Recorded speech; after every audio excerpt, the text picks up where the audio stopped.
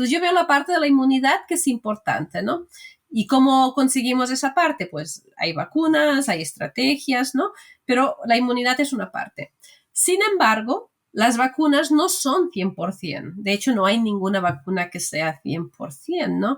Y tenemos que trabajar en la otra parte de la balanza, que es en disminuir la presencia del virus o disminuir los retos de que llegue.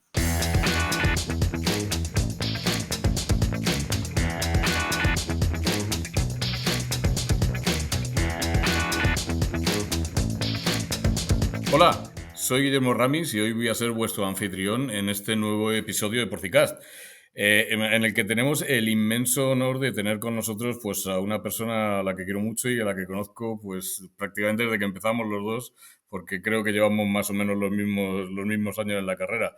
Montserrat Torremorel, buenísimas tardes, ¿cómo estás? Y sobre todo muchas gracias por haber acudido a nuestra llamada, por haber aceptado darnos lo más valioso que tienes, lo digo siempre, pero es que es verdad, lo más valioso que tienes es tu tiempo, así que muchas gracias por querer compartirlo con nuestra audiencia.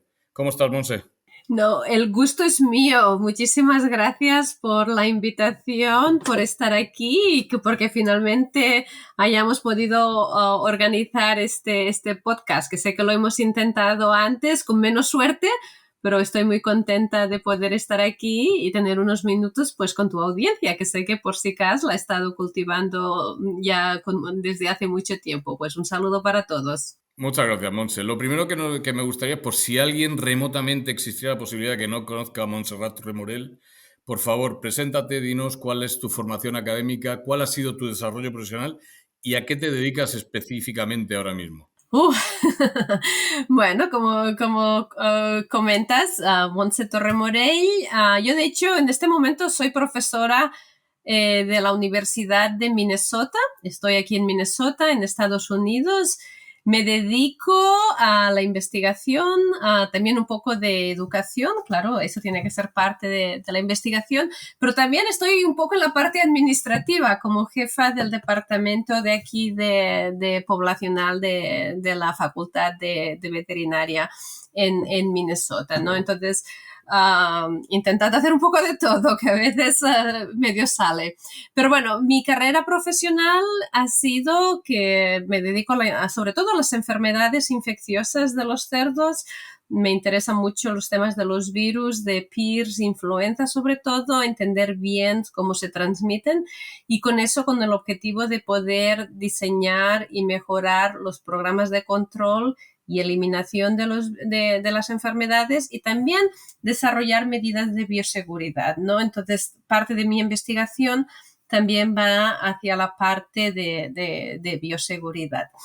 Antes de llegar a la Universidad de Minnesota como profesora, digamos que ya llevo aquí como que serán 15 años, estuve en la empresa privada, trabajé con PIC en Estados Unidos durante 10 años, donde tuve la oportunidad de trabajar en programas de erradicación de PIRS y de control de enfermedades. Y antes que eso, de hecho, estuve en Minnesota también haciendo mi doctorado, que tuve esa oportunidad de trabajar con el doctor Carlos Pillón. Y antes que eso, estuve en Barcelona como estudiante de veterinaria, entonces siempre me gusta recalcar esa parte porque creo que la formación que de hecho las universidades de España ofrece, pienso que es muy sólida y a veces no se reconoce. Entonces quiero reconocer en este caso a la universidad en Barcelona, pero también a las universidades en España. Estoy de acuerdo contigo, Monse. Muchas veces la gente afortunada como tú que luego se ha ido a universidades de fuera puede hacer una buena comparación y creo que el nivel de nuestras facultades no es nada malo. Vamos a hablar de un tema interesante, Monse. Vamos a hablar de influenza y no es la primera vez que tratamos la influenza en Porcicar, lo cual indica que es un tema que nos preocupa y que sin duda nos interesa. Me gustaría que empezáramos por hablando del impacto productivo y económico de la influenza y me gustaría además que nos dieras también la perspectiva norteamericana, porque a veces es diferente a la que tenemos en Europa o a la que pueda haber en Asia. Mira, la influenza o la gripe, como le quieras llamar, es interesante porque yo en lo personal pienso que es importante y creo que es más importante que el mérito que le queremos dar, ¿no? Porque muchas veces la encontramos asociada con otras enfermedades, ya sea el PIRS, otras enfermedades bacterianas, y evaluar el coste real de la influenza es difícil porque normalmente no está sola, ¿no? Entonces, no hay muy buenos datos, pero los pocos que están publicados, al menos aquí en Estados Unidos, pueden ser entre 3, $5, dependiendo por animal, dependiendo de si hay problemas de infecciones secundarias. Hay algunos reportes de hasta casi $10, que sería más o menos 10 euros, creo, en ese. Pero lo que es curioso de la influenza es que no siempre se presenta de la misma forma, porque está el cuadro clínico agudo, que es el que normalmente tendemos a reconocer, y después está la influenza endémica, que creo que es la que muchas veces está causando problemas en los temas de, sobre todo, de índices de conversión, crecimiento, pero que está allí, que muchas veces es difícil de evaluar, ¿no? Entonces, por ahí el coste va. Y también el coste o el impacto también depende de qué tipo de influenza tengamos, ¿no? Porque no todas las influencias, los virus de influenza son iguales, ¿no? Que es, de nuevo, es lo que se nos complica un poco a veces cuando intentamos generalizar la influenza, ¿no? O sea, ¿estás de acuerdo conmigo que tanto en Estados Unidos como en Europa la tenemos subestimada absolutamente? Yo cada vez que hablo de gripe digo lo mismo. Como siempre la encontramos, pues parece que nunca hace nada, pero el hecho de que siempre esté, para mí, es algo grave y es algo que sin duda va a estar influyendo sobre la producción de nuestros animales. Oye, Monse, dime una cosa. ¿Cómo gripe es capaz de interaccionar con estos otros patógenos? Y sobre todo también otro tema que nos importa muchísimo, mucho más yo creo que en Europa que en Estados Unidos. ¿Qué impacto crees que tiene controlar gripes sobre el uso de antibióticos? Ujú. Mira, ¿qué hace la gripe, no? La gripe cuando, o el virus de la gripe cuando infecta a un animal, pues claro, se tiene que replicar en el pulmón, daña el pulmón, ¿no? También puede dañar la tráquea y de alguna forma eso abre la puerta a otras infecciones que puedan haber, ¿no? Y sobre todo las infecciones bacterianas, pero también las infecciones víricas, ¿no? Eso es parte de lo que la influenza hace. También los animales presentan o pueden presentar un cuadro de fiebre, pues dejan de comer, ¿no? Tienes todo eso. En el tema de los antibióticos o de las infecciones secundarias, yo creo que el impacto de la influenza en los antibióticos está subestimado, ¿no? En el sentido de que si uno ve tanto la literatura humana, y nosotros de hecho tenemos datos, pero de hace mucho tiempo, de hecho los publicamos, en granjas que tienen influenza, de hecho en una granja que eliminamos influenza, eso ya hace tiempo, una de las ventajas que vimos fue un ahorro en el uso de antibióticos. ¿Por qué? Porque dejamos de tener enfermedades, infecciones secundarias en esa fase, sobre todo la transición, ¿no? Después del destete. Y allí es donde muchas veces utilizamos los antibióticos, porque mezclamos los animales, se presentan cuadros respiratorios, están los Streptococcus suis, están las pasteurellas, están todo eso, ¿no? Y la influenza les permite, de alguna forma, o les da pie a que hagan a que sean más virulentas o a que se presenten esas infecciones bacterianas. En el momento que en ese estudio sacamos la influenza y también hicimos otras estrategias de manejo, el uso de antibióticos cayó de forma significativa, ¿no? Y eso es lo que de alguna forma hoy en día en los sistemas se tiene que, los mismos sistemas lo pueden medir, ¿no? Desarrollar programas de control. Hay sistemas en Estados Unidos que desarrollan programas de eliminación de influenza y en parte el beneficio lo ven en los animales de la transición después del destete, ¿no? Y el uso de antibióticos es uno de los beneficios que ven. Pues fíjate que yo creo que en Europa nadie se ha planteado erradicar o eliminar influenza de una granja, pero no deja de ser una buena idea, sobre todo por otra cosa que a mí me preocupa mucho, que es el carácter zoonótico de influenza.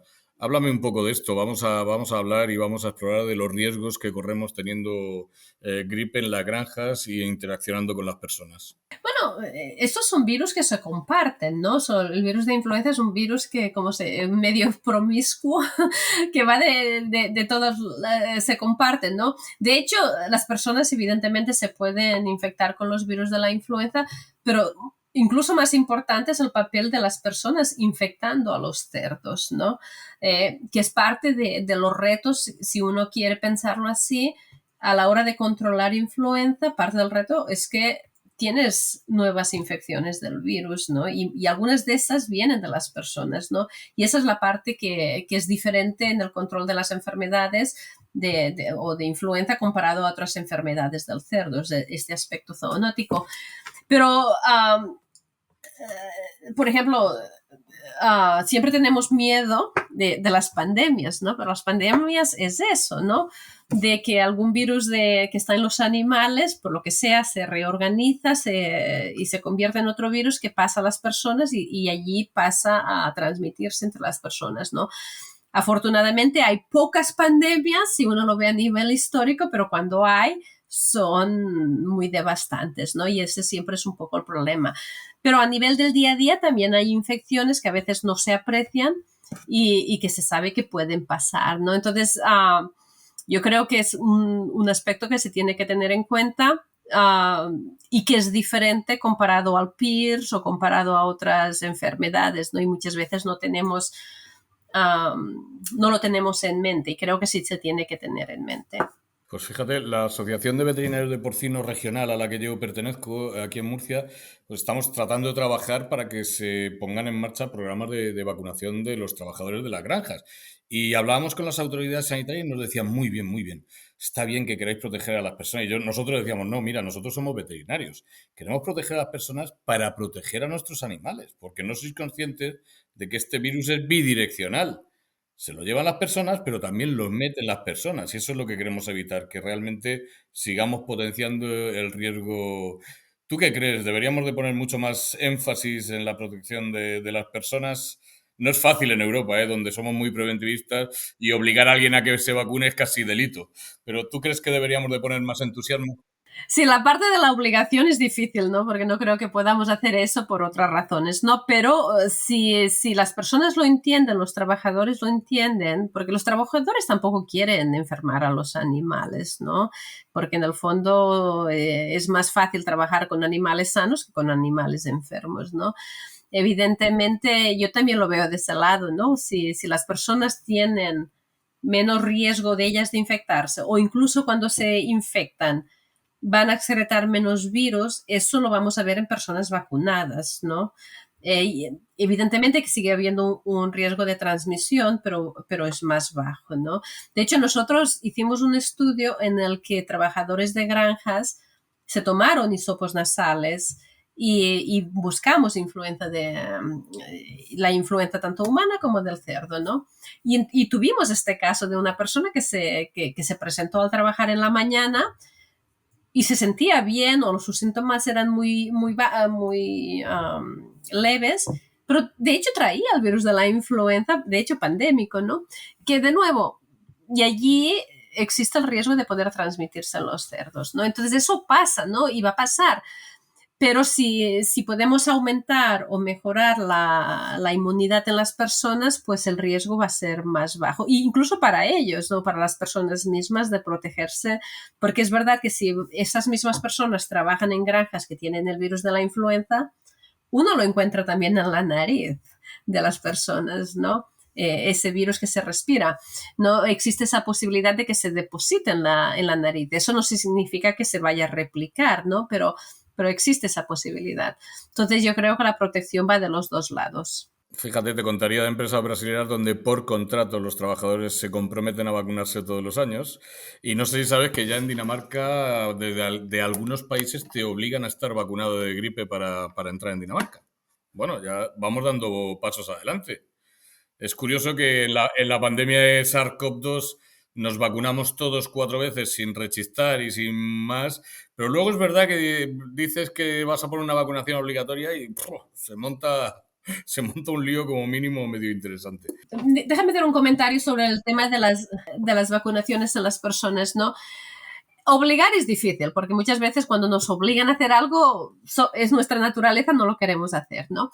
Pero en un estudio que hicimos, lo que sí aprendimos es que muchas veces la gente no se vacuna porque tiene que hacer la cita al doctor, tiene que ir allá, no, es decir, a veces no es fácil, ¿no? Y te lleva tiempo y tienes otras cosas que hacer. Pero lo que aprendimos es que si, por ejemplo, se facilita el proceso de, no sé, viene la enfermera a la granja o se vacuna, no sé, en una conferencia, ¿no? En la alemán, por ejemplo, en la conferencia del alemán que tenemos en Estados Unidos, nosotros organizamos una clínica, es en septiembre, damos la oportunidad a la gente que viene a la conferencia que se vacune de influenza, ¿no? Es decir, la idea también es facilitarlo, ¿no? Y eso también ayuda de alguna forma a que sea más fácil, que se pueda, los empleados o quien sean, puedan vacunarse. Fíjate, me alegra que digas esto porque en ese programa que te he dicho que estamos tratando de poner en marcha, la idea primordial es llevar la vacuna a las granjas. Que la gente vaya a vacunar a los trabajadores a las granjas y que se les regale esa media hora de trabajo para que se puedan vacunar. Porque lo que has dicho es absolutamente cierto. Si depende de la voluntad de las personas de tener que ir al médico, de pedir cita, de que tienes un problema. Por eso la idea es, estoy absolutamente de acuerdo contigo, facilitarlo todo lo que podamos. Me ha gustado la historia del alemán e incluso creo que lo voy a proponer para alguna de nuestras reuniones nacionales en España, fíjate.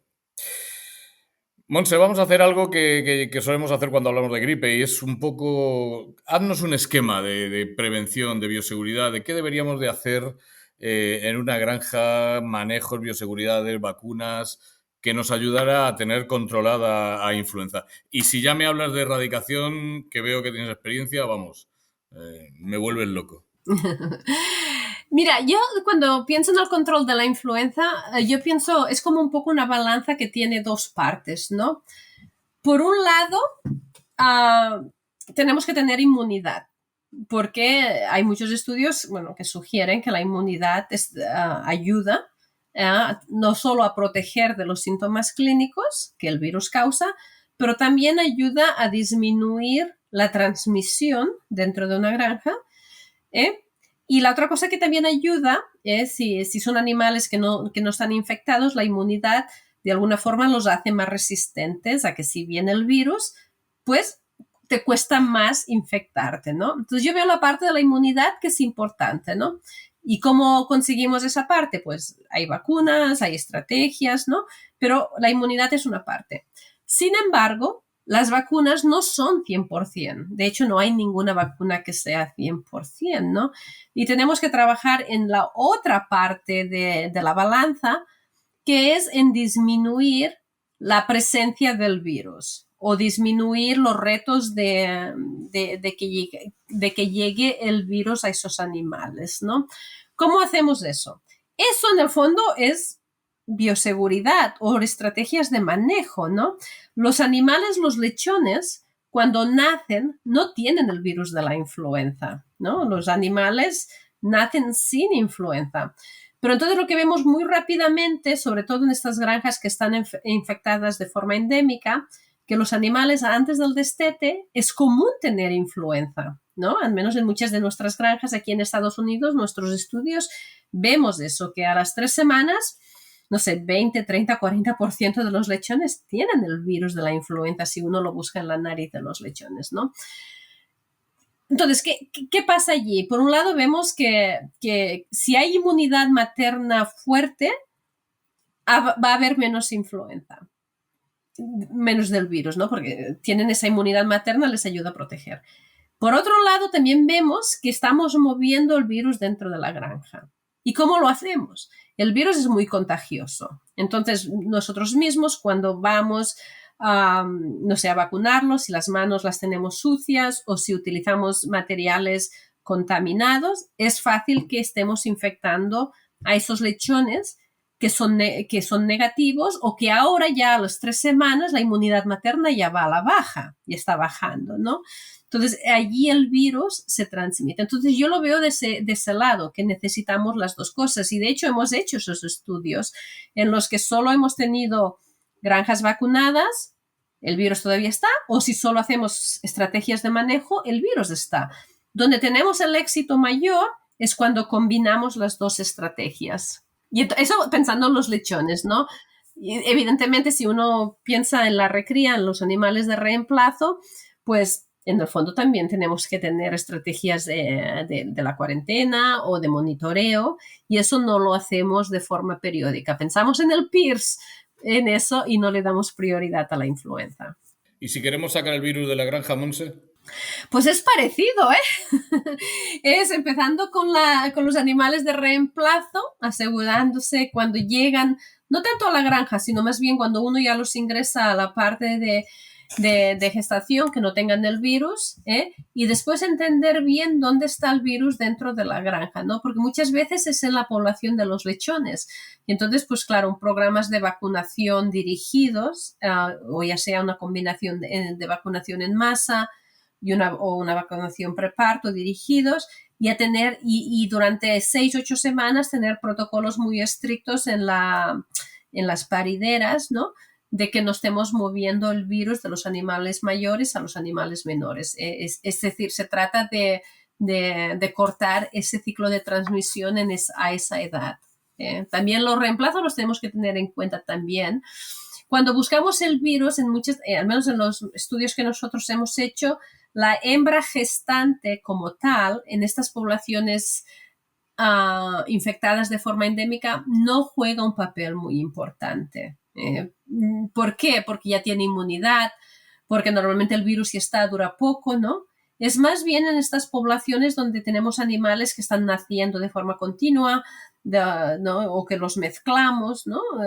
Esas son las poblaciones que realmente ayudan a mantener la influenza.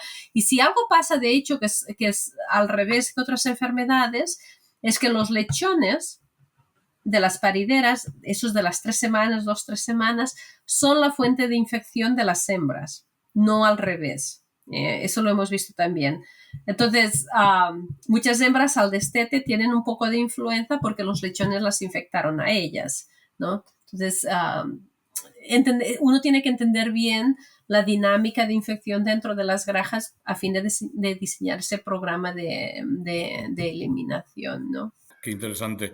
Pero cuéntame una cosa, Monse, ¿y esto no requeriría una acción global? Quiero decir, yo, por ejemplo, en mi región tengo zonas donde hay 500.000 de plazas de cebo y por en medio están las granjas de madres, incluso algún centro de inseminación. ¿Cómo manejamos todo esto en ese mare magnum de animales y en esa situación?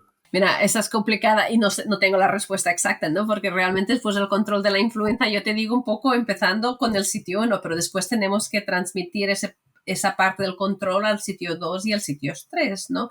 Porque allí es donde realmente los virus se replican y donde se crean estas cantidades de virus que después se transmiten, ¿no? Pero en parte empieza también en tener un lechón que al destete o no tiene el virus, pero que sí tiene inmunidad, ¿no? Yo creo que por esa parte también tenemos que investigar mejor cómo hacerlo, ¿eh? Y sí pienso que las vacunaciones pueden ayudar. El tema de la vacunación es que tampoco son perfectas, ¿no? Porque el virus de la influenza cambia, tenemos diferentes tipos de influenza en los cerdos y las vacunas no siempre te protegen frente a esa influenza, ¿no? Digo, yo sé que suena como que es muy fácil, ¿no? Pero no lo es tampoco, ¿no? Pero tampoco es, eso tampoco nos tiene, el hecho que no es fácil tampoco nos tiene que prevenir a que lo intentemos. Dime una cosa, Monse, en esta Europa prevencionista e intervencionista que tenemos en la Unión Europea, ¿tú ves la posibilidad de que alguna vez se establezca un programa nacional o europeo de control de gripe, como ya se ha hecho con brucelosis o con tuberculosis? ¿Tú crees que esto sería la solución para poder controlar gripe? Creo que primero tenemos que entender muchas cosas más antes de poder argumentar que lo tenemos que hacer. Creo que nos falta conocimiento. Creo que nos faltan conocimientos a nivel de granja, a nivel de región, a nivel de sistemas para poder hacerlo eso de forma tan fácil, ¿no? Sería ideal, ¿no? Pero creo que nos falta todavía. Eso es una oportunidad para los investigadores, ¿no? En Europa sobre todo, para animarlos a que ayuden a responder estas preguntas, ¿no? Desde luego que sí, pero yo luego miro a Estados Unidos con bastante envidia porque cuando un estado, por ejemplo, decide erradicar Pierce, Aujeski o lo que sea, el nivel de coordinación que existe es brutal comparado con el nuestro, ¿eh? Que luego al final, pues ya sabes que en España cada comunidad autónoma hace más o menos lo que se le ocurre. Bueno, tenemos nuestros retos también en Estados Unidos, ¿eh? A veces suena muy fácil, ¿no? Pero los retos también están, ¿eh? Pero si uno no empieza, no puede afrontar los retos, ¿no? Y si no coordinas a todos los vecinos es imposible. Si cada uno va a su aire, al final tampoco puedes. Deja un mensaje, Monse, no solo para los que estamos alrededor del cerdo, sino deja un mensaje para toda la sociedad. Pon de relieve la importancia de esta enfermedad y pon de relieve las consecuencias nefastas que podría tener para nuestro sector el hecho de que una pandemia se origine en nuestra especie.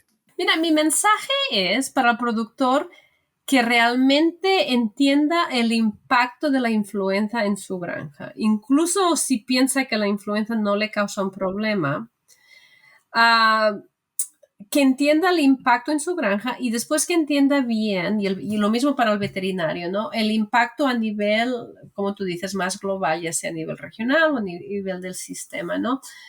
Porque está causando un impacto, ¿no? Y no podemos empezar a desarrollar, digamos, estrategias de control a no ser que primero reconozcamos y aceptamos que tiene un impacto, ¿no? Entonces ese para mí es un mensaje que es importante de entender. La otra cosa que con la influenza, porque a veces es complicada, ¿no? Sobre todo el tema de la variación de cepas, la parte genética, y a veces como no lo entendemos bien decimos, pues no podemos hacer nada, ¿no? Y ya, no voy a hacer nada. Mi mensaje es, aunque no sepamos muchas cosas, hay cosas que sí podemos hacer. Entonces, y que muchas veces, de nuevo, con los conocimientos veterinarios, se trata de hacer lo que sabemos desde el punto de vista de control o entender la transmisión. Entonces, hay cosas que podemos hacer que a lo mejor el efecto beneficioso no es inmediato, pero que sí nos ayuda a ir avanzando, a controlar y eliminar, ¿no? Y pienso que vale la pena seguir trabajando en eso, ni que a veces sea frustrante porque las granjas se van a reinfectar de influenza. Es más fácil controlar una influenza nueva cuando no hay otras influencias viejas en la granja que si las hay, ¿no? Entonces, eso también es importante tenerlo en cuenta. ¿Tú crees, Monse, que hay falta de confianza en las vacunas, tanto humanas como veterinarias? Porque yo siempre percibo a mi alrededor, y no te olvides que yo por otras cuestiones de investigación estoy bastante metido en ámbitos médicos, incluso en los propios sanitarios. Yo percibo desconfianza en las vacunas de gripe. ¿Tú crees que esto es real y qué crees que podríamos hacer para mitigar un poco esa falta de confianza? Bueno, las vacunas no son perfectas, ¿no? No son perfectas en el sentido que muchas vacunas, la cepa que está dentro de la vacuna no refleja la cepa que está en la granja o la cepa que está circulando, ¿no? Entonces, incluso si uno vacuna, puede ser que no obtenga esa protección que espera porque lo que tiene en la granja es diferente, ¿no? Claro, cuando eso te pasa varias veces, evidentemente que te frustras y pierdes confianza con las vacunas, ¿no? Evidentemente, ¿no?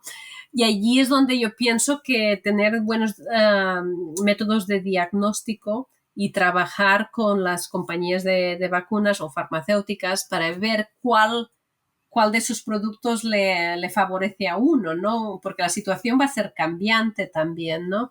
Entonces, eso es importante, pero no son perfectas. Este virus de la influenza ha estado durante mucho tiempo, entonces el virus de hecho, el virus de influenza es muy inteligente porque cambia de varias formas, ¿no? Es que si uno ve, si yo fuera el virus de la influenza, yo haría lo mismo, ¿no? De ir cambiando y de reorganizarme porque tengo estos segmentos que me los... no, él hace lo que tiene que hacer. Entonces nosotros también tenemos que ser creativos de cómo lo afrontamos. Y las vacunas son una buena herramienta, pero no son perfectas, ¿no? Pero ¿qué es perfecto? Nada, nada, absolutamente nada. ¿Qué estrategia de manejo es perfecta? Ninguna. Entonces, pero aprendemos a trabajar con ellas, ¿no? ¿Qué estrategia de nutrición? Nada, nada, definitivamente. Pero vamos, también estás de acuerdo conmigo que una de las partes más importantes de una vacuna es el diagnóstico, ¿verdad?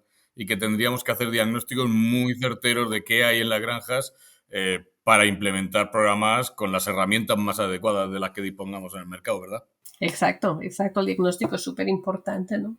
Y el diagnóstico cuesta dinero y es importante. Y es algo a lo que a veces no le ponemos el suficiente entusiasmo, Monse, porque como siempre sale, y dices, ya, pero no es lo mismo que tengas un pandémico H1N1 a que tengas un H3N2, a que, bueno, en fin, para mi gusto falta mucho diagnóstico antes de implementar todas estas cosas. Joder, es un placer hablar contigo, hacía tiempo que no nos veíamos, pero estoy disfrutando muchísimo, aprendiendo mucho. Pero llegamos a la parte final de este podcast, Monse, y vamos a acabar, como siempre, pidiéndote que nomines a alguien, no tiene por qué ser una sola persona, del ámbito de la producción porcina que te apetezca, que te gustaría ver en un podcast como este. Esta lista puede ser larga, ¿no? Pero en parte yo creo que depende de qué temas uno quiera abordar, ¿no? Por ejemplo, digo, te voy a hacer, no sé, un poco de propaganda de la Universidad de Minnesota, ¿no? Si quieres ver programas de micoplasma y de eliminación de micoplasma, por favor, invita a la doctora María Peters, ¿no? Si quieres entender un poco de lo que está pasando en Pierce, de nuevo, en Minnesota, pues está el doctor César Corso o la doctor Kim Vanderwall, que pueden ser excelentes presentadores, o el grupos en las universidades de España también, ¿no? En sus ámbitos. Yo creo que tenemos profesionales de primera línea en muchos lugares y a veces es darles esa oportunidad y muchas veces los tenemos cerca de casa, ¿no? De allí mismo en Murcia o en Madrid o en Barcelona o en Valencia, ¿no? Y a veces es darles esa oportunidad de que compartan lo que están ellos investigando, ¿no? Entonces yo te animaría a que explores esas avenidas y yo no sé todos los nombres, ¿no? Y no quiero dejarlos fuera, por eso a lo mejor no quiero compartir más nombres porque a lo mejor no estoy ni al día yo mismo de quiénes son, ¿no? No, pero fíjate, de toda la lista que has dado, vamos a ir poco a poco explorando, pero ya te aseguro que María Peters va a estar en este podcast seguro sí o sí, porque además tenemos la grandísima ventaja de que María habla español perfectamente. Por lo tanto, pues ya te digo yo que sí, que vamos a tener aquí a que además, como dices tú, es una gran micoplasmóloga. Así que... Exacto, exacto. Monse, muchísimas gracias por tu tiempo, por regalarle a nuestra audiencia tu conocimiento, por estar con nosotros un rato, por habernos ilustrado tanto en esta enfermedad que le dedicamos podcast seguidamente porque es algo que realmente nos preocupa. Y bueno, espero que este sea el primero, pero no el último que hagamos en Porcicast. Excelente, ¿no? Un gusto de verte y de acompañar a los oyentes aquí hoy en Porcicas y de nuevo, yo también tengo ganas de regresar, ya con otras ideas también. Muy bien, pues las puertas de Porcicast están siempre abiertas para ti. Muchísimas gracias, Monse. Bueno, estamos en contacto.